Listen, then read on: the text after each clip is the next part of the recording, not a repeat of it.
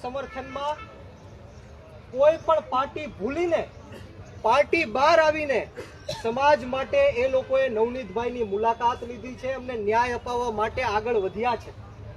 પરંતુ દુઃખની વાત એ છે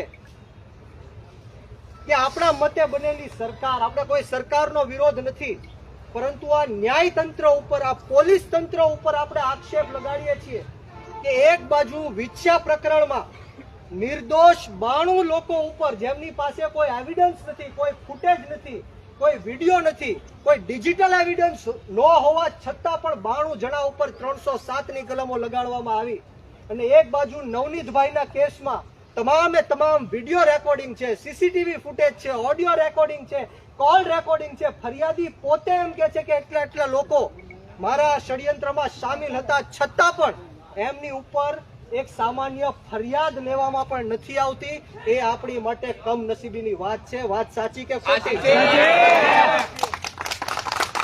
આપણે કોઈની અહીંયા ટીકા ટિપ્પણી કરવાની નથી, કોઈનો વિરોધ કરવાનો નથી। સોશિયલ મીડિયાના અને મીડિયાના માધ્યમથી હું તમામ લોકોને કહેવા માંગુ છું કે આ લડાઈ છે કોઈ બે સમાજ વચ્ચેની લડાઈ નથી, આ કોઈ કોળી સમાજ કે આહિર સમાજ વચ્ચેની લડાઈ નથી, આ વ્યક્તિગત લડાઈ છે, આ અસામાજિક તત્વોની સામેની લડાઈ છે।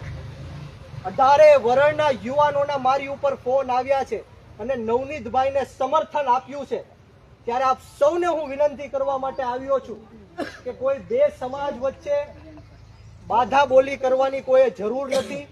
આપણે સંપૂર્ણ રીતના નવનીતભાઈની સાથે ઊભા રહીને એમને ન્યાય અપાવવાનો છે, કારણ કે સમગ્ર ગુજરાતની અંદર આ પહેલો બનાવ નથી। આવા હું 50 બનાવ ગણાવી શકું જે કોળી સમાજ ઉપર જ અન્યાય અને અત્યાચાર થાય છે।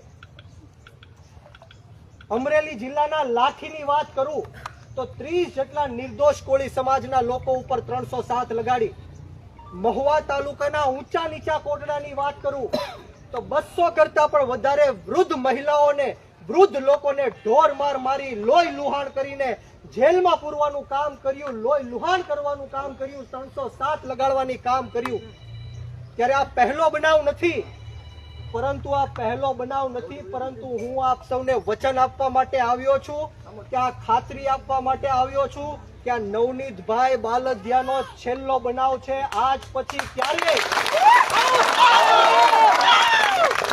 પછી ક્યારે કોળી સમાજ ઉપર અન્યાય કે અત્યાચાર થશે તો બધા જ લોકો પાર્ટી ભૂલીને એક મંચ ઉપર આવીને સમાજને ન્યાય અપાવવા માટે હાકલ કરજો। જય જય કોળી સમાજ।